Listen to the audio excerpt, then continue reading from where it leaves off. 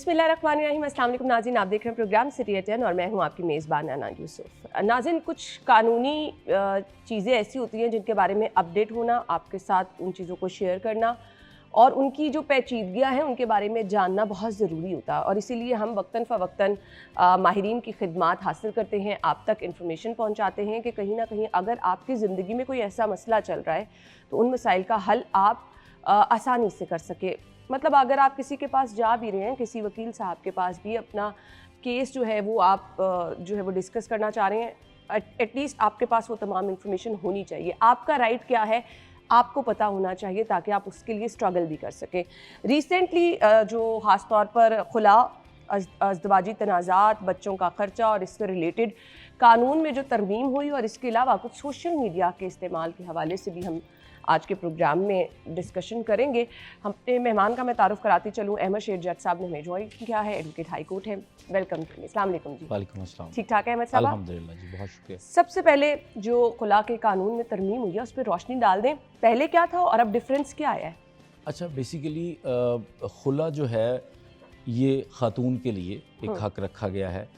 जब भी शादी होती है तो शादी के बाद अगर खुदा न खास्ता उसमें अलहदगी का एलिमेंट आता है तो मर्द के पास तलाक का हक़ है।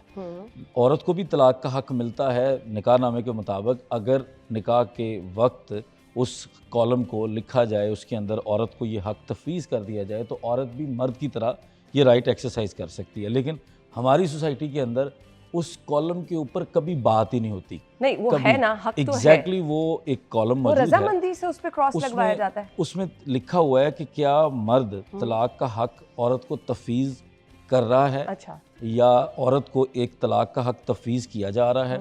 अगर उसमें हाँ लिख दिया जाए तो ये पोजीशन बिल्कुल औरत की वैसी ही बन जाती है जैसे मर्द कहता है कि मैं तलाक देता हूँ, और या वो लिख के तलाक देता है, तो औरत भी इसी तरीके से फिर तलाक का राइट एक्सरसाइज करती है। तो हमारे यहाँ क्या ट्रेंड ही है कि किसी खातून को, किसी खातून को, बहुत पढ़े लिखे लोगों के मुकदमात भी हमारे पास आते हैं और मुझे ये हैरानी होती है कि ये ख़वातीन को शायद इल्म नहीं है, या हमारी सोसाइटी के अंदर हम ये चाहते ही नहीं हैं कि खातून को ये पता हो कि ये आपके पास भी ये हक़ हो सकता है। हमने कभी ये आपने कभी नहीं सुना होगा, हम शादियां अटेंड करते हैं, हमारे सामने निकाह हो रहे होते हैं और उस निकाह के अंदर सिवाय उन चंद चीज़ों के कि बताया जाता है कि जी फ़लाँ बंदे के साथ इतने हक़ महर के एवज़ आपका निकाह किया जा रहा है कि आपको कबूल है। इसके अलावा हमने कभी उसको नहीं पूछा कि क्या बेटा आप रखना चाहते हैं तलाक का हक़ अपने पास। क्या मर्द से पूछा जाए कि क्या आप हक़ तलाक का जो है वो इस कॉलम के मुताबिक अपनी बीवी को तफवीज़ करना चाहते हैं?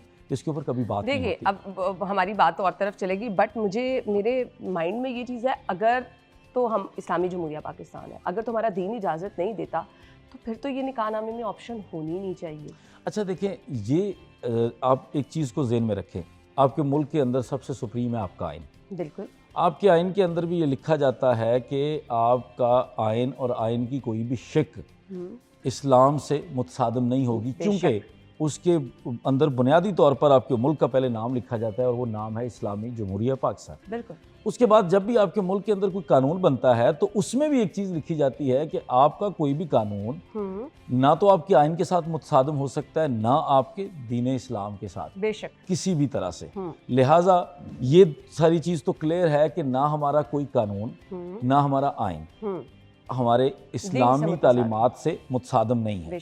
अब इसका मतलब है कि अगर हमारे निकाह नामे के कॉलम के अंदर, जो कि मुस्लिम फैमिली लॉ ऑर्डिनेंस के तहत है, जो मुस्लिम कानून है, आइली कवानीन जिसको कहते हैं, फैमिली कवानीन के तहत है, और पाकिस्तान की रियासत ने उसको पास किया हुआ है, उसको लागू किया हुआ है, और उसके मुताबिक एक निकाह नामा बनता है, उसकी परतों के ऊपर अगर वो लाइन लिखी हुई है तो डैट मीन्स कि वो हमारी स्टेट उसको ओन करती है और हमारे लिए भी उसका एहतराम वाजिब है।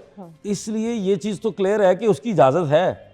अब प्रॉब्लम ये है, ये इजाज़त, पहली बात तो ये कि हमारे मुआशरे में अक्सर वुमेन एम्पावरमेंट की बात की जाती है, तो उसमें भी ना ये बात की जाती है कि हम उसको ये इजाज़त देंगे। भाई जब हमने इजाज़त ही देनी है तो वुमेन एम्पावरमेंट रह कहाँ गई? बिल्कुल। तो ये एक अलमिया है कि हमारे मुल्क के अंदर ख़वातीन को, पहले तो ख़वातीन को ये पता ही नहीं है कि उनके पास ये हक़ हो सकता है। दूसरी चीज़ ये है कि जिन हमारे जैसे लोगों को पता है, हम उसको देना ही नहीं चाहते, शायद उसको तफवीज़ ही नहीं करना चाहते। डिफरेंस क्या है? चलें, वो तो अवेल कर ही नहीं ना सकती, नॉर्मली हमारे ख़ानदानों में भी अच्छा नहीं समझा जाता। तलाक का वर्ड ही नहीं अच्छा समझा जाता, तो उसको चले छोड़ दिया जाता है। लेकिन जब आ जाती है बात खुला की, हालात कुछ ऐसे नापसंदीदा हो गए कि खातून के लिए गुजारा मुश्किल हो गया, तो डिफरेंस क्या होता है दोनों में? अच्छा देखें, एक तलाक तो आप फौरी तौर पर वो एक्सरसाइज हो जाएगी, उसको यूनियन काउंसिल में भेजेंगे। अब चूंकि अगर औरत के पास तलाक का हक नहीं है तो फिर उसको जाना पड़ेगा अब कोर्ट के अंदर। उसके लिए रखा जाता है ये खुला का वर्ड, उसके लिए एक सूट फाइल किया जाता है, suit for desolation of the marriage on the basis of खुला। अब खुला के अंदर आगे रखा गया कि खुला में एक हमारा जब भी ऑर्डर पास होता है, ये भी एक बड़ी दिलचस्प मालूमात होगी आपके लिए कि वैसे तो खुला यहाँ आपने सुना होगा कि जी 7,000 खुला हो गई 6 माह के अंदर, और उसमें मेजॉरिटी जो ऑर्डर्स पास होते हैं वो एक्स पार्टी होते हैं।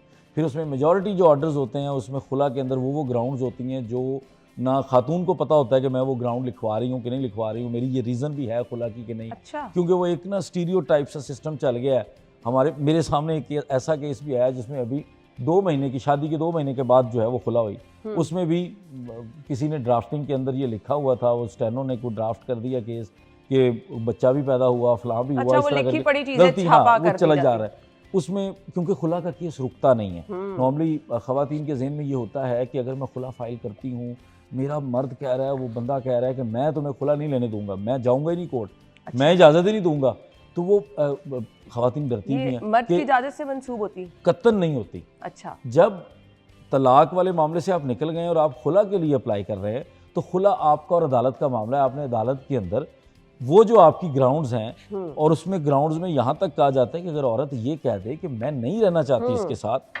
मेरी मर्जी नहीं है कि मैं इसके साथ ये चीज़ को कंटिन्यू करूँ, वो कहती मैं नहीं कोई रीज़न देती, भाई मेरी नहीं है मर्जी, मैं नहीं रह सकती इसके साथ, ये मेरी ज़ात नहीं मानती कि इसके साथ रहना है, तो वो उसके बाद इसी सिर्फ इतनी सी बात के ऊपर भी खुला की डिग्री होती है। यानी कानून आपको इतना राइट भी इतना राइट देता है।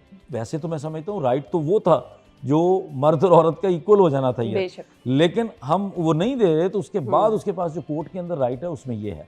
अच्छा, पहले ये होता था कि एक लाइन लिखी जाती थी आखिर पे कि जब आप औरत खुला लेती है, अगर तो उसने डॉवर ले लिया है तो फिर उसको 25% वापस करना पड़ता था हक में।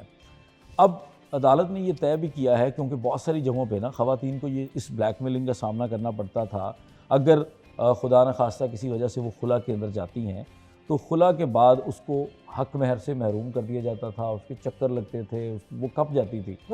उसके ऊपर रिसेंटली जो है वो अभी तरामीम कोई नहीं आई, लेकिन वो हमारी अदालत की ऑब्जर्वेशन आई है, कानून में उन्होंने ये एक इंटरप्रिटेशन की है कि अगर औरत किसी के जुल्म के लिए इस ग्राउंड को इस्तेमाल करके कि उसको टॉर्चर किया जा रहा है, वो मेंटल टॉर्चर हो सकता है, फिजिकल टॉर्चर हो सकता है, उसके ऊपर किसी किस्म की इस तरह की एक्टिविटी हो सकती है, तो उसके ग्राउंड के ऊपर अगर खुला लेती है तो वो पूरे हक महर की भी हकदार। आप उसका हक महर नहीं रख सकते। इसके अलावा दीगर शराइत पे भी हम लड़कियों को परेशान देखते हैं। शौहर ने दूसरी शादी कर ली, शौहर के अफेयर बहुत ज़्यादा है, लड़की नहीं रहना चाह रही ना, उसकी मर्जी है, इस सूरत में भी नहीं आपको वो हक महर मिलेगा। देखें, उसमें बड़ा वाज़े तौर पर टॉर्चर है। टॉर्चर की बात में सिर्फ कोई फिजिकल टॉर्चर नहीं है, मेंटल टॉर्चर भी है। देखिए ना, एक बंदा औरत को कमरे में बंद करके रखता है, उसको बाकी लोगों से बिल्कुल बाकी घर के अंदर महसूर करके लोगों से दूर कर देता है, बाकी लोगों के साथ उसको राब्ते में नहीं रहने देता, उसकी फैमिली के साथ नहीं राब्ते में रहने देता, तो ये भी उसी में आता है। उसी में उसको वो कंसिडर कर सकती है और उसके ऊपर उसको बेसिकली उस फैसले से औरत के वो जो हक महर का हक है, क्योंकि अक्सर जगहों पे लोग क्या करते हैं, हक महर में कुछ ज़्यादा लिखा होता है, तो वहाँ पर लोग ये समझते हैं कि मैं इसको तलाक नहीं दूंगा, क्योंकि अगर मैं तलाक दूंगा तो शायद हक महर देना पड़ेगा। उसको ये नहीं पता कि अगर खुला भी लेगी तो हक महर तो देना पड़ेगा। हक महर एक हमारे कानून के मुताबिक और हमारी शरीयत के मुताबिक वो हक है उस खातून की, उसके अकॉर्डिंगली उस खातून का क्या स्टेटस है उसके अकॉर्डिंगली हक महर रखने का हुक्म है। अब अगर हक महर आपने एक औरत के लिए रखा है, वो तो उसकी ज़िंदगी की कुछ ज़मानत है ना, कि एक औरत अपना सब कुछ छोड़ छाड़ के एक मर्द के साथ बसने के लिए जाती है, तो उसमें बहुत सारी चीज़ें वो भी सेक्रीफाइस करती है, तो उसके एवज उसको एक हक महर रखा जाता है और ये हमारी शरीयत तय करती है। ये कानून ने तो बाद में उसको इंटरप्रेट करना है, लेकिन ये ऑलरेडी हमारे शरीयत उसके अंदर उसको लेके चल रही है, तो वो उसका हक है, उससे उसको महरूम नहीं किया जा सकता, अदालत ने कहा है। और ये कतन नहीं किया जा सकता कि आप सिर्फ इस ग्राउंड पे कि नहीं जी इसने तो जाके खुद खुला तो लिया। अब इसके बाद नतीजा ये तो नहीं होगा कि अब जो शादियां होंगी लोग हक महरी में ज़्यादा लिखवाएंगे? देखें, ये लोगों की अंडरस्टैंडिंग होती है। हमने बहुत सारी ऐसी शादियां भी देखी हैं, बहुत बड़ी बड़ी फैमिलीज, बहुत बड़े स्टेटस के लोग, लेकिन उसमें हक महर बहुत मामूली लिखा जाता है। हमारे माशरे में ना ये हक महर के ऊपर भी ना दो तरह की इसको इस्तेमाल करने के लोगों के तरीके हैं।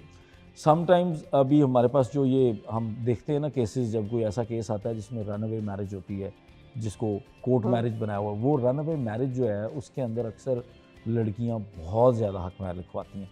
सिर्फ एक इनसिक्योरिटी होती है कि कहीं ये अभी फॉर द टाइम बिंग शादी कर रहा है।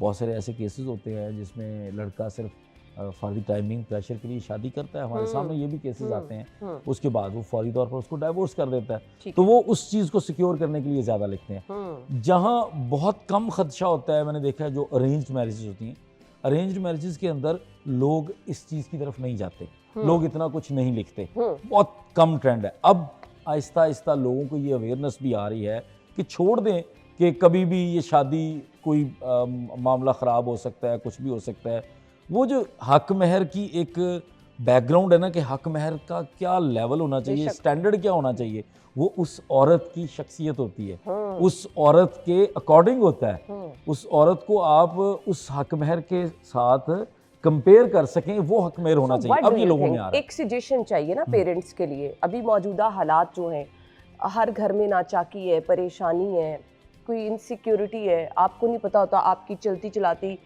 खुशगवार ज़िंदगी में कुछ ऐसे मसाइल आ जाते हैं। तो बीइंग एक्सपर्ट, आप क्या पेरेंट्स को कि आपको अपनी बच्ची का फ्यूचर सिक्योर करना चाहिए, हक महर अच्छा खासा लिखवाना चाहिए? देखिए, मैं तो इस तरह के मामलात में सबसे पहले ये कहूँगा कि लोग बहुत जल्दबाजी करते हैं, बहुत जल्दबाजी करते हैं शादी के मामलात में भी, ख़ासकर जहाँ पर लोग एक दूसरे को जानते नहीं होते। यहाँ बहुत ट्रेंड है कि लोग बड़े बड़े घर किराए पे लेकर शादियाँ करते हैं। यहाँ बहुत ट्रेंड है कि वो फॉर द टाइम बिंग कुछ भी अपनी वेल्थ शो करके, अपने ताल्लुकात शो करके शादी में करते हैं और उसके बाद वो सारी चीज़ें नहीं निकलती। यहाँ बहुत ट्रेंड है कि लोग सिर्फ इस चीज़ को देखते हुए शादी करते हैं कि इनके पास बड़ा घर है, इनके पास ये गाड़ियाँ हैं, ये फलां स्टेटस है। तो पहले तो ये इन चीज़ों से थोड़ा सा लोगों को निकलना पड़ेगा, कर लें, टाइम दे लें, थोड़ा सा उस चीज़ को टाइम दें। उसके बाद ये जो हक महर वाला मामला है ना, इस तरह का ये लड़के और लड़की दोनों के लिए, उस दोनों की फैमिलीज़ के लिए, कि लड़के की फैमिली के लिए या लड़के के लिए ये है कि कोई ऐसी चीज़ भी ना लिखें जो कल को आप नहीं दे सकते। अक्सर लोग जज्बाती होकर 10 मरले का घर भी दूंगा, फलां भी दूंगा, महाना मैं इसको 1 लाख रुपए खर्चा भी दूंगा। मोहब्बत की शादियों में ज्यादा होते हैं। ये जरा जल्दबाजी करने के चक्कर में भी होता है ना कि ये शादी लड़की हाथ से ना निकल जाए। अच्छा, एक तो ये काम कभी ना करें कि भाई आपने इतना कुछ बढ़ा के चढ़ा के कर दिया कि बाद में आप उसको पूरा ना कर सकें। यही प्रॉब्लम्स हो रही होती हैं, लोग खपरे होते हैं बाद में। दूसरा ये कि जो लड़की की फैमिली के लिए है कि आप अपनी बच्ची के अकॉर्डिंग और अगले की भी कैपेसिटी देखते हुए एक मुनासिब इन चीज़ों को इंश्योर ज़रूर करें। इससे मतलब इसको मशरूत ना करें, सही। ये सोच के बिल्कुल ना करें कि ये नहीं चलेगा या कुछ, लेकिन उसको पॉजिटिवली अच्छे तरीके से और कंसेंसस से कुछ अच्छा ज़रूर रखें। और अक्सर ये होता है कि जब घर या इस तरह की चीज़ लिखी जाती है तो उसको फ़ौरन एग्जीक्यूट नहीं किया जाता। इस पर ऑनरेबल कोर्ट्स के डिसीजंस मौजूद हैं कि अगर आपने उसके अंदर लिख दिया निकाह नामे के ऊपर कि फ़लाँ इतनी मालियत का प्लॉट या इतना घर हमने लड़की के नाम कर दिया है, और अगर वो नाम नहीं हुआ तो बाद में वो आप रुलते रहेंगे, बहुत लंबा प्रोसेस है। उस पर कोर्ट ने कहा है कि वो रेवेन्यू रिकॉर्ड में होना चाहिए। फिर उस वक्त ठीक है, अगर आप हक महर में अपने उसमें निकाह नामे में ये लिख रहे हैं कि ये घर उसके नाम पर कर दिया गया, तो फिर वो घर उसके नाम पर होना चाहिए। फिर आप उसको ये नहीं कर सकते कि चलो ठीक है अब हमने लिख दिया ना, बाद में देखा आप इकट्ठे ही हैं, वो फिर कभी भी नहीं देखा जाता। वो फिर मुश्किल हो जाता है। ठीक हो गया जी, ब्रेक का कहा जा रहा है, ब्रेक ले लें, ब्रेक के बाद वापस आते हैं। स्टे विद अस।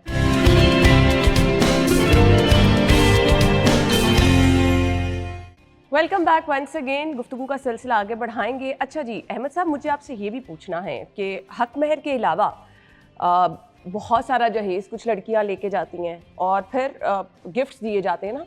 अब तो वैसे खैर मुश्किल हो गया है जो सोने की कीमत है और जो हालात है, मेरे ख्याल से कोई बहुत खाते पीते लोग भी मुश्किल से सोने के जेवरात दे सकते होंगे। बट जिन लोगों ने सोने के जेवरात नंद को, देवर को, सुसर को, सास को दिए, वो भी वापस ले सकते हैं आप?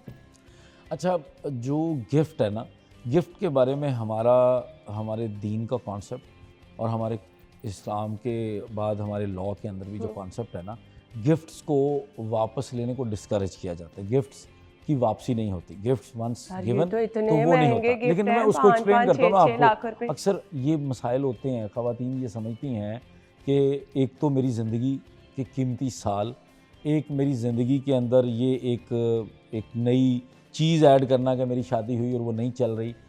दूसरी चीज़ ये कि उसके बाद मेरा जहेज़ का सामान वो 100% उसको एज़ इट इज़ वापस लेने का हक़ होता है। सॉरी। उसके बाद अगर वो ये समझती है कि हमने ये चीज़ें यहाँ तक दी हैं तो लोग क्लेम ज़रूर करते हैं। लेकिन मैं आपको सिर्फ उस एक वाइडर एंगल में बता रहा हूँ कि हमारे यहाँ जो गिफ्ट है ना, गिफ्ट की वापसी बहुत मुश्किल होती है, क्योंकि गिफ्ट्स को इस तरह कंसीडर नहीं किया जाता कि वो आपकी कोई इस तरह की ट्रांजैक्शन है कि आप किसी को कोई चीज़ दे रहे हैं और उसके बदले आपको कोई चीज़, क्योंकि शादियों के ऊपर दोनों तरफ से गिफ्ट्स वाला सिलसिला होता है। और ये अक्सर लड़के वाले कह रहे होते हैं कि हमने भी इतना खर्च किया, हमने भी गिफ्ट दिए, ये वो। तो कोर्ट्स इन चीज़ों के अंदर नहीं जाती, क्योंकि ये बहुत एक तो दूसरी सूरत में फिर लड़की को थोड़ी सिक्योरिटी लग रही होती है कि जो जेवर ससुराल से डला वो साथ लेकर आ सकती है। अच्छा, हमारे जेवरात के केसेस में हमारी अदालतें हमेशा एक बात ऑब्जर्व करती हैं, जब खातून कहीं जेवर को क्लेम करती है और कहती है ना कि जी मेरा वहाँ पे जेवर भी पड़ा था, तो हमने एक लाइन बहुत ज़्यादा देखी हर फैसले में। उसमें ये लिखा जाता है कि औरत जो है वो अपना जेवर हमेशा कैरी करती है, वो छोड़ कर नहीं जाती। सो नॉर्मली ये होता है कि जितना जेवर खातून के पास, अगर वो खातून को दे दिया जाता है, समटाइम्स ये भी होता है कि वो सिर्फ फॉर द टाइम बिंग दिया जाता है और उसके बाद ले लिया जाता है, तो जो जेवर खातून को एक दफ़ा दे दिया जाता है ना, उसको कंसिडर ये किया जाता है कि वो खातून लेके ही गई होगी साथ, वो खातून छोड़ के नहीं गई होगी। ये बाकायदा कोर्ट के फैसलों में जब औरत के हक़ में जेवर की हद तक डिग्री नहीं होता ना, तो ये लिखा जाता है कि औरत जो है वो जेवर जो है वो नहीं छोड़ती। अगर वो पहन रही होती है, वो यूज़ कर रही होती है, तो वो फिर कैरी कर चुकी है। तो लिहाजा जेवर की हद तक अक्सर केसेस डिग्री नहीं होते, लेकिन बाकी जो सामान है उसकी हद तक डिग्री होते हैं। इसमें सामान में एक बड़ी इंपॉर्टेंट चीज़ है और ये लोगों के बहुत काम आएगी। होता क्या है कि जब औरत सामान जहेज़ का मुकदमा करती है, हर मुकदमे को आपको पता है एक टाइम लगता है। इसमें औरत के पास एक राइट होता है कि जब आप अपने सामान जहेज़ का केस करें तो आप अदालत के अंदर एक एप्लीकेशन देकर अदालत से ये रिक्वेस्ट कर सकते हैं कि मेरा सामान जिस हालत में पड़ा है, जब तक ये फ़ैसला नहीं होता, आप मुकम्मल तौर पर फ़ैसला नहीं करते कि मेरा सामान मुझे दे दिया जाए मेरी लिस्टों के मुताबिक, उस सामान को सील कर दिया जाए। अच्छा, कोई यूज़ ना करे। अदालत उसमें एक ऑर्डर पास करती है और ये हमने रिसेंटली हमारे पास एक बाकायदा एबटाबाद से एक ऑर्डर आया लाहौर के अंदर, थ्रू लाहौर के उन्होंने जज फैमिली कोर्ट जो है वो उसको एग्जीक्यूट करवाया, यहाँ की पुलिस उसमें शामिल हुई और वो हमारे क्लाइंट के घर पे जाके उन्होंने वो कमरा बंद कर दिया जिस कमरे में वो सारा सामान पड़ा था और उनको पाबंद किया कि ये सामान है, ये इसी हालत में रहेगा, खबरदार अगर इस सामान को आपने कुछ भी किया या इस्तेमाल किया। तो ये औरत के पास एक हक़ है कि जब तक वो फैसला नहीं होता वो उस सामान को सील करवा सकते हैं। अहमद साहब, बच्चे होने की सूरत में 3-4 बच्चे हैं और औरत ने अलहदगी इख्तियार कर लिया है, खुला लेने का प्लान है, तो ये केस ज़्यादा पेचीदा हो जाता है? अच्छा, जो टेंडर एजेस के बच्चे हैं वो माँ के पास ही जाते हैं इनिशियली। अच्छा, जो बच्चों के हवाले से फैसला करने वाली अदालत है ना, वो गार्डियन कोर्ट है। अच्छा, गार्डियन कोर्ट के पास ज़्यादा मुश्किल नहीं होता था कि आप अपना खुला का केस जो है वो फैमिली कोर्ट में लेके जा रहे हैं, फिर गार्डियन कोर्ट जा रहे हैं? अच्छा, ये सारा कुछ ये एक ही जगहों पे है और ये एक ही तरह के जजेस होते हैं और उसमें सिर्फ थोड़ी सी बाइफिकेशन होती है। लेकिन ये जो आपका केस होता है ना मेंटेनेंस का, गार्डियनशिप का, ये सब ये आप इकट्ठा दायर कर सकते हैं, उसमें एक एक करके एक सेगमेंट चल सकता है। ठीक है। सो अहमद साहब, ये बताइएगा कि अगर बच्चे हैं और आप खातून खुला चाह रही है तो फिर उसमें प्रोसीजर क्या होता है? बच्चे माँ के पास रहना चाह रहे हैं, अच्छा, और बच्चे भी इस एज में हैं, मतलब बच्चा 10 साल का है, 11 साल का, और वो खुद चाह रहा है कि मैं माँ के पास रहूँ, उस पर फिर क्या अदालती अहकामात होते हैं और कार्रवाई होती है? अच्छा, देखिए, जब बच्चों का मामला आ जाता है तो फिर हमारी गार्डियन कोर्ट इन्वॉल्व हो जाती है। अब गार्डियन कोर्ट ने ये फैसला लेना होता है कि बच्चा किसके पास होगा और गार्डियन कोर्ट ने जिस ग्राउंड के ऊपर ये फैसला लेना है वो एक ही है, उसमें कभी तब्दीली नहीं है। वो ये है कि वेलफेयर ऑफ माइनर किसके पास है, क्योंकि जो कस्टडी होती है ना ये माइनर की होती है, 18 साल तक उसको माइनर कंसिडर किया जाता है और माइनर की वेलफेयर किसके पास है ये अदालत के पास एक क्वेश्चन होता है जिसकी बुनियाद पे उसने ये फैसला करना होता है। अब जब मियाँ बीवी के अंदर अलहदगी हो रही है, भले वो तलाक हो गई है या सिर्फ अलहदगी है, उसमें जब बच्चों की कस्टडी का मामला आएगा तो जब अगर तो टेंडर एजेस के बच्चे हैं तो माँ उसको बगैर किसी मसले के रख सकती है। अगर खुदा न खास्ता बंदा छीन के भी ले जाता है तो वो हेबियस के थ्रू भी वापस ले सकती है। लेकिन जहाँ बच्चे थोड़ी से बेहतर एज के हो जाते हैं, जहाँ बच्चों की थोड़ी सी मर्ज़ी शामिल हो सकती है, बच्चे अपनी मर्ज़ी एक्सप्रेस कर सकते हैं, इजहार कर सकते हैं उसका, तो वहाँ पर बच्चों की मर्ज़ी भी इस तरह की चीज़ों की बेसिस पर डिसाइड करने के लिए फिर गार्डियन कोर्ट एक डिटेल्ड प्रोसीडिंग करती है। उसमें इंटरम कस्टडी हो सकती है कि वक्ती तौर पर अदालत देखती है कि इस वक्त बच्चा कहाँ रह रहा है, कंफर्टेबल कहाँ है, इसकी रूटीन क्या चल रही है, इसके नॉर्मल जो भी रोज़मर्रा की ज़िंदगी है, अगर वो माँ के साथ बेहतर चल रही है तो फॉर द टाइमिंग उसको माँ के पास दे देते हैं, अभी नहीं छेड़ते। मुकम्मल एविडेंस करेंगे, एविडेंस में देखेंगे कि क्या माँ इसको अच्छे तरीके से तरबियत कर सकती है, परवरिश कर सकती है, वसाइल हैं बाप से। अच्छा, माँ के वसाइल होने का मतलब ये भी कतन नहीं है कि बाप की जिम्मेदारी ख़त्म हो जाती है। अच्छा। अगर वो बायोलॉजिकल फादर है तो उसकी जिम्मेदारी वहाँ तक है कि वो उस बच्चों को मेंटेन करे। हाँ, अगर खुदा न खास्ता वो बंदा ये साबित कर देता है कि उसकी कैपेसिटी नहीं है, किसी भी हालत से उसकी कैपेसिटी नहीं है कि वो बच्चों को मेंटेन कर सके, देन उसकी कैपेसिटी के मुताबिक अदालत फैसला करती है। अदरवाइज अदालत ने दोनों फरीकैन की गवाही के बाद, उनकी शहादतों को देखने के बाद, उसमें अपना जुडिशल माइंड अप्लाई करने के बाद ये डिसीजन लेना है कि चूंकि इस माइनर की वेलफेयर वालदा के साथ या वालिद के साथ है और इन ग्राउंड्स पे है, क्योंकि वालदा बहुत अच्छे से कैरी कर रही है, वालदा बच्चों को ग्रूम अच्छा कर रही है, ये वालदा ने बच्चों के लिए सैक्रिफाइस किया हुआ है और इस तरीके से लेके चल रही है। अगर वालिद है तो वो वालिद का बताएंगे कि वालिद कितने बेहतर तरीके से चीज़ों को कर रहा है, वालिद के घर का माहौल कैसा है, इसी तरह वालदा के घर का माहौल कैसा है। ये सिर्फ ऐसा नहीं है कि उन दोनों की ज़ातियात से ये मामला डिसाइड होता है, उनके घरों का माहौल, वो किस तरीके की जगह पे रह रहे हैं, कैसे रख रहे हैं बच्चे को कैसे कैरी कर रहे हैं, बच्चे की हालत से क्या नज़र आ रहा है, ये सारी चीज़ें देखते हुए फिर गार्डियन कोर्ट डिसाइड करती है कि ये बच्चा माँ के पास जाएगा या वालिद के पास जाएगा। और अगर वालिद के पास नहीं भी बच्चा जा रहा तो वालिद के लिए, अगर वालिद मिलना चाहता है और वालिद अपनी ये ख्वाहिश का इजहार करता है कि मैं बच्चे के साथ मिलूं, तो फिर अदालत उसके लिए विजिटेशन का प्लान बनाती है। अदालत उसको वीकली भी दे सकती है, फोर्टनाइटली भी दे सकती है, मंथली भी दे सकती है, छुट्टियों के ऊपर दे सकती है, ईद वगैरह के ऊपर मिलने के लिए दे सकती है कि बच्चा इतने दिन वहाँ जाएगा, इतने दिन वहाँ रहेगा। कुछ केसेस जहाँ पे दोनों फ्रीकैन की आपस में उस तरह से नहीं ये डिसाइड हो पा रहा होता मुलाकात का, उनकी मुलाकातें फिर अदालतों के अंदर भी हो रही होती हैं। वो वहाँ पर विजिटेशन के लिए उन्होंने प्लेसेस बनाई हुई हैं, वहाँ पे आकर बच्चों को वो मिल सकते होते हैं, वहाँ पर आकर भी कर सकते हैं। खर्चा अगर औरत चाह रही है कि ठीक है, अगर वो कर भी सकती है, फिर भी एक राइट तो है ना बाप का कि अगर आपके 2-3 बच्चे हैं, स्कूल जा रहे हैं, तो वो फिर कोर्ट के थ्रू जाके आपने अपना ये हक लेना है। अच्छा, बहुत सारे समझदार जो लोग हैं वो खर्चे वाले मामलात को अपने तय भी डिसाइड करते हैं। अच्छा, वो हमारे सामने बहुत सारे ऐसे मामलात आए जिसमें आपस में उन्होंने डिसाइड कर लिया, वालिद ने खुद डिसाइड किया कि यार देखो, मैं कैरी नहीं कर सकता बच्चों को, मैं उस तरह से सुबह से लेकर शाम तक बिजी हूँ, मैं बच्चों को उतना टाइम नहीं दे सकूँगा, माँ टाइम दे रही है, ठीक है माँ के पास रहें, फ़लाँ दिन मुझे मिलवा दिया करना, फ़लाँ दिन मेरा दिल करे तो मैं इसको साथ ले जाऊँ, फ़लाँ इवेंट पे साथ ले जाऊँ, फ़लाँ जगह घूमने फिरने के लिए ले जाऊँ। अब उसके बदले हम ये तय कर लेते हैं कि तुम मुझे इसका बना के बता दो कि जो अखराजात हैं उस दौरान भी किसी चीज़ की ज़रूरत है। मतलब हमारे पास ऐसी भी चीज़ें, हमने वो लॉयर्स ने दोनों तरफ से हेल्प की कि हमने यहाँ तक डिसाइड किया कि वो पेरेंट्स ने यहाँ तक एग्री किया, वालिद ने ख़ासकर, कि मैं हर वो चीज़ भी दूंगा और फर्दर भी अगर कोई दरमियान में चीज़ आती है कि आप कहते हो कि बच्चे का फ़लाँ चीज़ को दिल कर रहा था, या आप बच्चे को फ़लाँ चीज़ ले दो, इसके लिए अच्छी होगी, लैपटॉप ले दो, फ़लाँ चीज़ ले दो, कुछ भी, तो वो कहता है बिल्कुल मेरा बच्चा है। इतने अच्छे लोग वैसे कम ही होते हैं माज़रत के साथ। अच्छा, इसमें ना लॉयर्स का बड़ा रोल होता है। अच्छा, हमारे सामने जब वालिद आता है कोई, और हम जब, मैं ज़ाती तौर पर क्या करता हूँ, मैं समझता हूँ, उससे पूछता हूँ, भाई आपका बच्चा है, आप मानते हैं? नहीं, मैं मानता हूँ। देखो, अगर आप कर सकते हो तो ये आपका बच्चा है, ये आपकी जिम्मेदारी है, आपको इस जिम्मेदारी को पूरा करना चाहिए।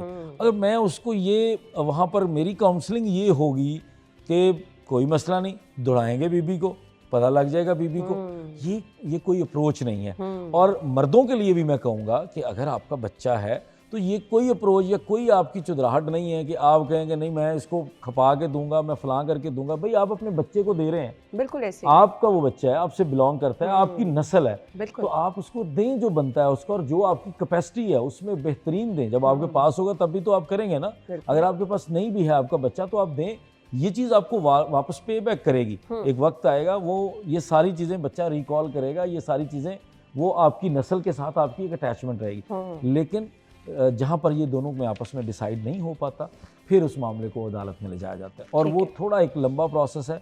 इनिशियली इंटरम मेंटेनेंस तय कर दिया जाता है एक वक्ती तौर पर आर्जी, उसके बाद डिसीजन लिया जाता है एविडेंस के बाद कि अब मुकम्मल ही होगा।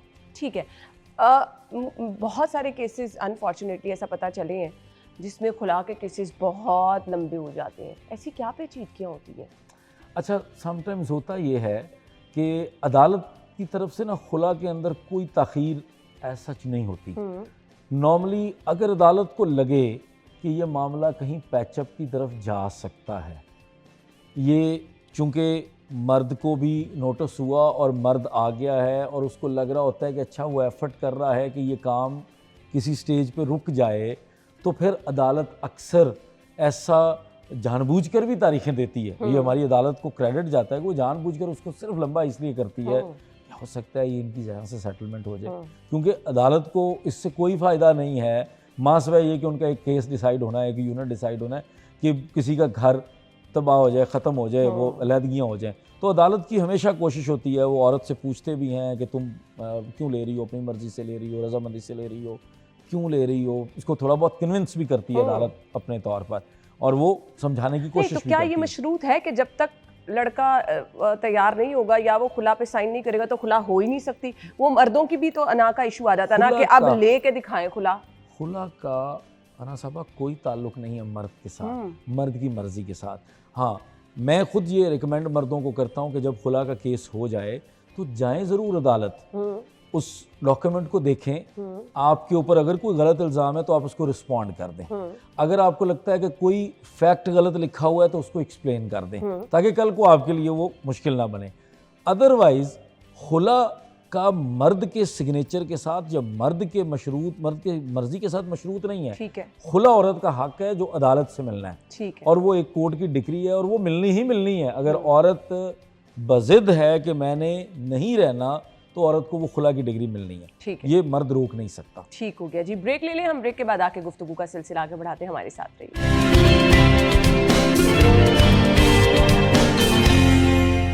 Welcome back once again. आजकल ट्रेंड है कि आप कोई भी काम कर रहे हैं, एआई से आप मशवरे ले रहे हैं, सोशल मीडिया पे आप लोगों के एक्सपीरियंस देख रहे हैं। लोग सोशल मीडिया से आप बड़ी सारी राय इकट्ठी करके फिर आप किसी एक्सपर्ट के पास जाते हैं।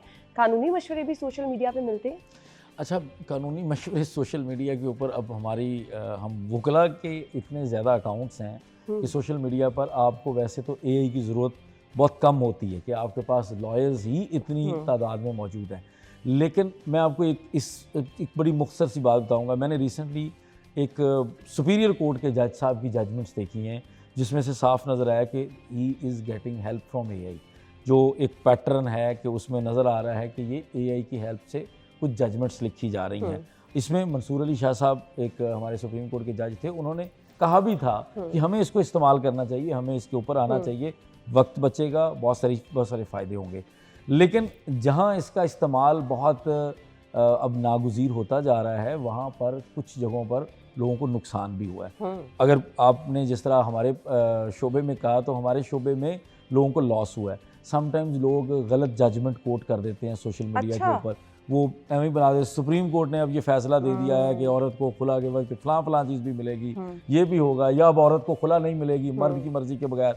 वो मर्द साहब भाग पड़ते हैं, वो फलां वकील साहब को फ़ोन कर, हमें भी बहुत सारे ऐसे कॉल आते हैं, हमें भेजी जाती हैं, सर हमने ये देखी है ऑनलाइन, ये जजमेंट लिखी हुई है, सुप्रीम कोर्ट की आई है, और वो एग्जिस्ट नहीं करती क्योंकि एआई के पास अभी वो एक्सेस नहीं है। जो सोशल मीडिया की बाकी अगर हम बंदों की भी बात करें तो उसमें भी कुछ लोगों के कम इल्म होने की वजह से या कहीं पे उनकी ज़्यादा रिसर्च ना होने की वजह से वो भी कुछ ऐसी इन्फॉर्मेशन पास ऑन कर देते हैं जो थोड़ा इल्म होता है या नाक़िस इल्म होता है, जिसकी वजह से लोगों का फिर नुकसान होता है। वकीला हजरात आजकल खुद भी सोशल मीडिया बड़ा यूज़ करते हैं। अच्छा, अपने कामों के अलावा वो टिकटॉक वाला रुझान भी बहुत बढ़ता जा रहा है। आप बनाते हैं टिकटॉक? हाँ, हम भी बनाते हैं, लेकिन मैं इसको यूँ कहूँगा कि देखिए वक्त बदल रहा है। अच्छा, आप अगर अब से मैं 2013 में आपका भी वकालत की माइंडसेट ये है कि टिकटॉक ना बनाई तो आप पीछे रह जाएंगे? नहीं, अच्छा उसको थोड़ा सा उसकी इस्तेमाल के ऊपर ना वो हमारे एक सीनियर कहा करते हैं कि ये जो कानून या इस तरह का कोई भी इल्म है ना, ये हथियार है। अब हथियार इटसेल्फ बुरा नहीं है, हथियार के पीछे चलाने वाला क्या है वो मैटर करता है। अगर पिछला क्रिमिनल होगा तो वो हथियार से बंदा मारेगा, अगर पिछला स्पोर्ट्समैन होगा तो वो उससे शूटिंग रेंज में जाएगा। तो ये डिपेंड करता है पीछे कौन बैठा है। अब वक्त बदल चुका है, बहुत सारी चीज़ें, उसको आप एंटरटेनमेंट भी कह सकते हैं, उसको लोगों के लिए एक, मैं समझता हूँ एक एक्टिविटी है ना, एक नई एक्टिविटी है। हाँ, जहाँ पर जैसे हमारे बार काउंसिल ने एक रूल बनाया 2025 के अंदर, उस 2023-24 के अंदर वो रूल बेसिकली आया था। उसमें उन्होंने कहा कि सोशल मीडिया के ऊपर लॉयर्स कोई ऐसा काम नहीं करेंगे, टिकटॉक, फेसबुक, ये वो, जिससे हमारे प्रोफेशन की डिग्निटी मुतासर होगी, हमारे प्रोफेशन की, हमारी यूनिफॉर्म की डिग्निटी के ऊपर क्वेश्चन मार्क आएगा, या हम कोई, जो हमारा बार काउंसिल का लॉ है वो इटसेल्फ ये कहता है कि मैं अपनी तशहीर नहीं कर सकता। अच्छा। मैं कहीं बैठ के ये नहीं कह सकता कि मैं अच्छा वकील हूँ, अब मेरे पास आएँ, फलां काम मैं आपका तो 2 दिनों में करवा दूंगा और कोई और नहीं करवा सकता, मेरे पास आए। इवन हमारे ये जो एक वायलेशन है हमारे बोर्ड्स की, ये जो आप हमारे बड़े बड़े बोर्ड्स देखते हैं ना नामों के, ये भी एक वायलेशन है। लेकिन ये बहरहाल चूंकि बार काउंसिल इसको डिसाइड करती है, बार काउंसिल देखती है कि किस चीज़ से हमारी साख मुतासर होती है, किस चीज़ से हमारे प्रोफेशन के ऊपर कोई गलत बात हो सकती है, वो उन चीज़ों का डिसीजन लेती है। सोशल मीडिया के हवाले से बार काउंसिल की पॉलिसी बड़ी वाज़ेह है। बार काउंसिल इसको कंडेम करती है। हर वो चीज़ जिससे हमारे प्रोफेशन के अंदर, वकला के प्रोफेशन के अंदर काले कोट की डिग्निटी मुतासर हो, उसको बार काउंसिल, मतलब किसी भी ग्रुप की बार काउंसिल बन रही है ना, वो कर रहे हैं। अच्छा, उसके ऊपर लेते हैं, एक्शन लेते हैं। अभी भी रिसेंटली भी कार्रवाइयाँ चल रही हैं।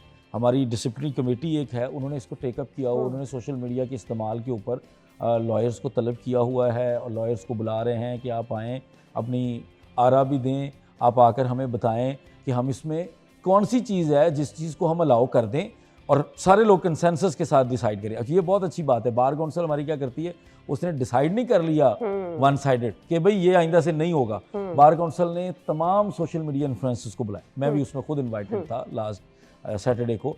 उसमें उन्होंने हम सबको बुलाया और उन्होंने कहा कि जी अब हम बात करते हैं कि कौन सी चीज़ सही है, कौन सी चीज़ गलत है। जो गलत है उसको आप और हम मिलकर कंडेम करेंगे और उसको, इस चीज़ को एलिमिनेट करेंगे। जो सही होगी उसको हम कंटिन्यू करते हैं, उसको हम अलाउ करते हैं। तो उसके ऊपर नए कवायद बन रहे हैं, नई चीज़ें बन रही हैं और बहुत अच्छी डेवलपमेंट सामने आएंगी। सबसे ज़्यादा जो चीज़ परेशान करती है और दुख होता है ना कि आप यूनिफॉर्म में बैठ के किसी की किरदार कशी कर रहे हैं, आप किसी के बारे में बुरा भला कह रहे हैं और आपको लोग देख रहे हैं, आपकी बात इम्पैक्ट रखती है।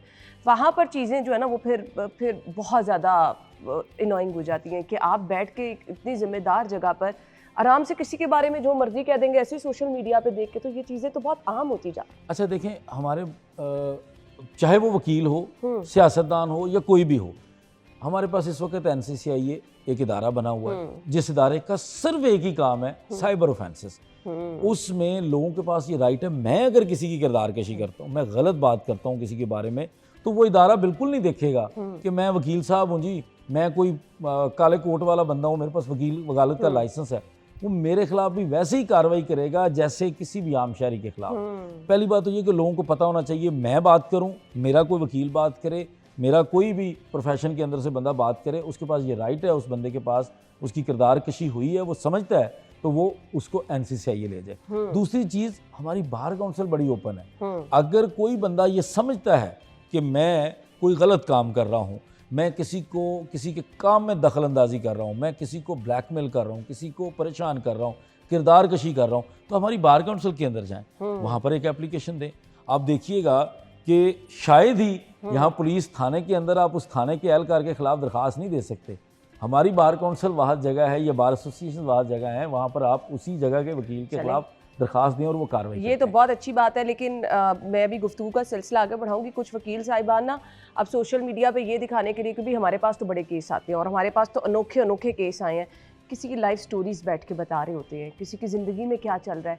अब वहाँ पर चीज़ें जब ओपन होकर सोशल मीडिया पे आ जाती, ज़ाहिरी बात है अगर किसी की कोई ज़ाती ज़िंदगी से मुतल्लिक उसकी फैमिली भी देख रही होगी, तो कुछ चीज़ें ऐसी हैं जिनको आपने छुपा के रखना है, बट आप अपनी शोहरत के लिए वायरल होने के चक्कर में वो तमाम स्टोरियाँ बैठ के सुना रहे हैं। तो ये चीज़ें जो हैं वो बहुत ज़्यादा जो है ना अगले के लिए भी परेशान हो जाती है, ज़हनी अज़ियत का अगला शिकार हो जाता है। ब्रेक ले लें, ब्रेक के बाद आते हैं।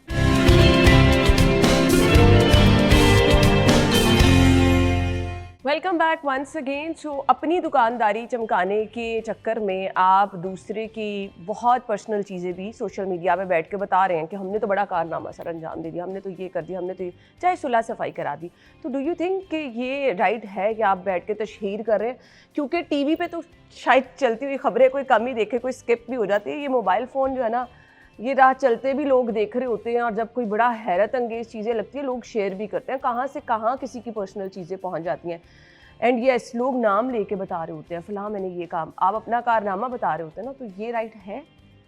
अच्छा देखिए, केस स्टडीज़ को डिस्कस करना ये कोई बुरी बात नहीं है। नॉर्मली ये होता है कि हम किसी जजमेंट की जब उसके ऊपर कोई वीडियो बनाते हैं या लोगों को बताना चाहते हैं कि फ़लाँ जजमेंट जो है वो आपके फ़लाँ हकूक़ के हवाले से आ गई है, तो हम उसमें फ़र्ज़ी कैरेक्टर्स भी कह सकते हैं और अगर कोई जजमेंट रिपोर्ट हुई है तो आप उसके नाम भी ले सकते हैं। लेकिन जो ये तरीक़ेकार होता है ना कि आपने अगर उसको आप इस तरह पर्सनलाइज़ कह रही हैं कि मैं किसी भी शख्स का, किसी औरत का, किसी मर्द का केस करता हूँ और मैं उसको फिर पब्लिक के सामने रख देता हूँ, तो हम ऐसे आइडेंटिटी नहीं कर सकते होते किसी की रिवील। बहुत सारी चीज़ें होती हैं, ख़ासकर फैमिली मुकदमात होते हैं, लोगों के ज़ाती मुकदमात होते हैं, आपस में कोई ऐसे कुछ ज़ाती केसेस होते हैं, उसके बारे में हम इस तरह नहीं बता सकते। हम केस स्टोरी ज़रूर सुना सकते हैं, एक कहानी बना सकते हैं, ये कह सकते हैं कि इस और वो उसका भी मकसद क्या होता है। हम ये नहीं कह सकते कि मैं ये वाला काम जो है ना वो आपका भी कर दूंगा, मैं आप भी मेरे पास आएँ, ये नहीं हम कह सकते। हम ये कह सकते हैं कि ये एक सिनेरियो है, इस सिनेरियो के अंदर ए ने बी के साथ ये ट्रांजैक्शन की या ए और बी के साथ ये झगड़ा हुआ और उसके बाद हमने उसको टेकअप किया, हमने उसको ऐसे किया, हमने ऐसे किया। किसी की तस्वीर चलाना, किसी की प्राइवेसी को इस तरीके से लोगों के सामने लेके आना, इसको सिर्फ बार काउंसिल के रूल्स नहीं, इसको वैसे ही हमारी जो इखलाकियात है, जो लॉयर्स अपने एथिक्स समझते हैं, वो उसमें उसको कंडेम किया जाता है। हमारे लिए ये ना हमारी बार काउंसिल इसको इजाज़त देती है, ना हमारी बार एसोसिएशन, ना या हमारे ये जो हमारे सीनियर्स होते हैं। हमारे लॉयर्स के अंदर जो हमारा उस्ताद होता है, हमारे एक सीनियर्स का वो जो एक आपके साथ उसकी अटैचमेंट होती है, क्योंकि आपने पहले किसी के अंडर काम करना है, सीखना है, फिर आना है। मैं समझता हूँ बार काउंसिल तो बहुत हमारे लिए मोहतरम और एहतराम काबिल एहतराम होती है, लेकिन वो जो हमारा सीनियर है ना, हमें उसको उसके उन प्रिंसिपल्स को भी लेके चलना पड़ता है कि कहीं हमारे सीनियर का उनकी जो रिप्यूट है, उनके ये प्रिंसिपल्स हैं, कहीं ये वो वायलेट तो नहीं हो रहे। तो इसलिए हमारे प्रोफेशन के अंदर बहुत कम आप ऐसे लोग देखेंगे, बिल्कुल हैं, और उसको यकीन मानिए कोई प्रोफेशनल बंदा इंडोर्स नहीं करेगा, कंडेम करेगा, डिस्करेज करेगा, वो कहेगा ये चीज़ अच्छी नहीं है। किसी की प्राइवेसी मुझे लगता है मैं अपने डॉक्टर से हर बात खुल के करूँगी। मतलब मेरे बच्चे को अगर कोई प्रॉब्लम है या मेरी अपनी ज़ात की कोई ऐसा मसला है, तो मैं बिल्कुल फील फ्री हूँ अपने डॉक्टर के सामने बैठते हुए हर चीज़ उसको बता रही हूँ, क्योंकि मुझे पता है इसने मेरा इलाज करना है, इसके हाथ में अब सब कुछ है। इसी तरह जब आपका कोई पर्सनल ऐसा मैटर होता है ना, तो फिर आपको वकील पे भी एतबार करना पड़ता है। आपको कोई चीज़ उसको झूठ नहीं बतानी पड़ती। फिर वकील का बाएतमाद होना, उसकी सिलेक्शन भी तो एक क्वेश्चन मार्क है ना, कि आपको जिसको अपनी जायदाद की सारी डिटेल्स देनी है, अपने घर के बारे में सारा कुछ बताना है, वो पर्सनल चीज़ें जो शायद कभी आपने अपने बहन भाइयों से भी खुल के डिस्कस नहीं किया, आपको करनी पड़ती हैं। तो फिर उसके लिए तो सिलेक्शन बड़ी मैटर करती है ना। देखें, हम जब लॉ कर रहे थे ना, तब हमने अपने उस्ताद से ये सीखा कि जब क्लाइंट हमारे पास आता है ना, जहाँ पर वो इंटेग्रिटी, ऑनेस्टी और हमारी कॉम्पिटेंस डिमांड करता है ना, वहाँ पर एक चीज़ बहुत ज़रूरी है क्लाइंट के लिए, वो है उसके मामलात की उसकी कॉन्फिडेंशियलिटी। अगर लॉयर के ऑफिस में लोग प्राइवेट फील ना करें, प्राइवेसी फील ना करें, कॉन्फिडेंशियलिटी फील ना करें, तो वो लॉयर से कभी भी सेटिस्फाई नहीं होंगे। मैं ये इल्ज़ाम नहीं लगा रही, वकील साहिबान बिक जाते हैं। अच्छा, ये बड़ा ना हमारी सोसाइटी ने ना इसको ख़राब बड़ा कर दिया। अगर अच्छा, वकील का काम क्या है? जैसे मैं अब आज एक और बात आपको कहता हूँ, आपने बड़े लोगों को कहते सुना होगा, 100% केसेस विन रेशियो है मेरी। मैंने ज़िंदगी में कभी कोई केस नहीं हारा। झूठ बोलता है वो बंदा।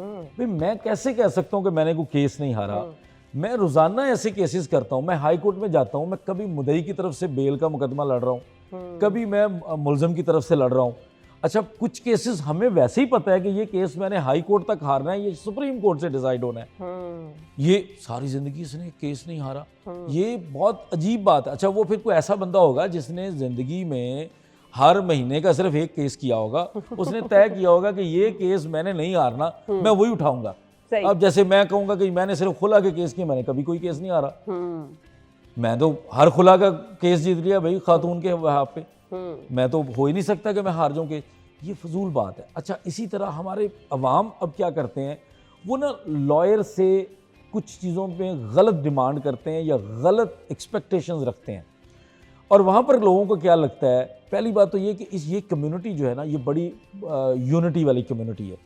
हम अंदर बहुत बड़ा केस भी होता है। मैंने रिसेंटली पाकपतन के अंदर एक खातून को मारने के बाद जला दिया गया था, उस केस के अंदर मैं मुद्दई मुकदमा का वकील था हाई कोर्ट में, और दूसरी तरफ जो जलाने वाला बंदा था वो पुलिस कस्टडी में अल्लाह को प्यारा हो गया, उसकी बीवी और उसके 2 बहनोई जो हैं वो लॉयर थे।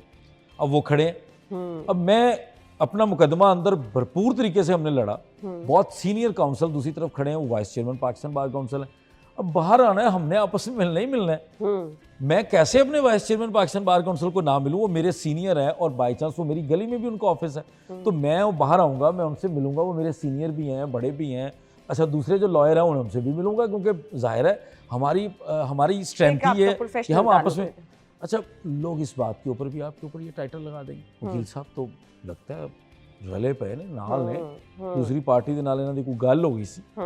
या लोग क्या कहते हैं मेरे पास ये इसकी, चूंकि मैं वो बात ही नहीं कर रहा कि हम सुनी सुनाई बात करें। लेकिन अहमद साहब लोग ऐसे तो नहीं ना कहते, होंगी, होती भी ऐसी बातें। अच्छा, अना साहब होते हैं। देखें, मैं इसको सिर्फ आपके शोबे पे नहीं, किसी भी और जगह, डॉक्टर साहबान है, उसके बारे में क्या होता है, अगर एक जगह पे हमें कोई गलत डॉक्टर मिल गया, डॉक्टर बड़े गंदे ने, ये गलत बात है। मैं ये कहूँ कि यार फलां जगह ना एक डॉक्टर साहब बड़े खराब से, हर जगह वो डॉक्टर बन के। अच्छा, हमारे यहाँ ये एक ट्रेंड बन गया, छोटी छोटी बात के ऊपर हम ये कह देते हैं। मैं नहीं समझता वकील, उसको कोई फायदा नहीं है बिक जाने में। बहुत ये मतलब बड़ी ये तो आप ना के पैसे नहीं फायदा मिलते हैं, अच्छे नहीं मिलते ना। मैं आपको बताता हूँ, अब ये कह कौन से लोग रहे होते हैं, उनके केस में वो कोई ऐसा केस ही नहीं होता, ऐसी चीज़ ही नहीं होती।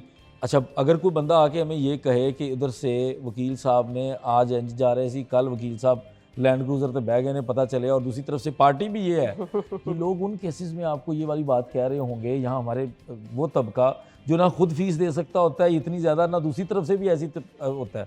कैसे हो सकता है कि वकील 50,000 लाख रुपए में उस तरफ से लेके और वो जो बिक गया जी। ये थोड़ा सा ना लोगों ने एग्जैजरेट की होती हैं बातें। वजह क्या है? एक्सपेक्टेशन ज़्यादा है। बड़े बड़े वो समटाइम्स जो हमारे दोस्त गलती करते हैं, वो दावे बड़े बड़े कर देते हैं। दावा बड़ा होता है, आगे से पूरा नहीं होता। अगला बंदा कहता है वकील साहब तुसी रल गए सी, बिक गए सी, मैंने नहीं है। अच्छा, बहुत सारे लोग मेरे पास भी आगे कहते हैं जी, मैंने कहा क्या हुआ, फलां वकील साहब ना वो बिक गए थे सर, इसलिए हम आपके पास आए। मैंने कहा यार क्या हुआ? जब पूरी बात सिनेरियो सुनते हैं हम, मेरे सामने अभी तक इस तरह की कोई वाज़ेह चीज़ ही नहीं आई। ऑनेस्टली मैं आपको लॉयर्स को, मैं देखिए हमने पहले कोई बात की, मैंने नहीं डिफेंड किया, जो गलत है गलत है। अगर कोई गलत करता होगा, मेरे सामने बेशुमार वाक़यात ऐसे आते हैं, मैं पूछता हूँ यार कैसे हुआ? जब वो सारा हम सुनते हैं, कोई बिकने वाली बात नहीं। मसला क्या है? क्लाइंट फीस नहीं दे पा रहा होता, क्लाइंट चीज़ों को, हमने ऐसे ऐसे क्लाइंट्स देखे हैं जो सिर्फ फीस मांगने पे लॉयर चेंज करते हैं। हमें सोशल मीडिया के ऊपर पॉपुलर देखते हैं, हमसे राब्ते करते हैं, वकील साहब ये मशवरा चाहिए। अच्छा, अब हमने एक रखा हुआ है कि फ़लाँ बंदा कॉल अटेंड करेगा, वो बताएगा कि सर आप इतने बजे से इतने बजे तक ऑफिस आ जाए, तो मशवरा ले लें। बंदे बैठे हैं ज़रा, और भी मेरे एसोसिएट्स बैठे हैं, वो कहते नहीं मैं फ़ोन पे बता दूँ, फ़ोन पे नहीं बता सकते, अदरवाइज आप एक कंसल्टेशन सेशन ले लें।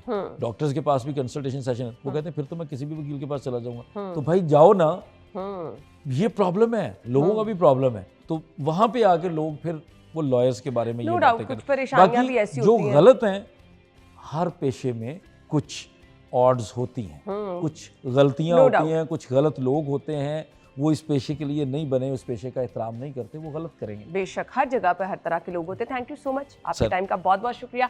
नाज़रीन, आप हमें इजाज़त दीजिए, अपना ख्याल रखिएगा, अल्लाह हाफ़िज़।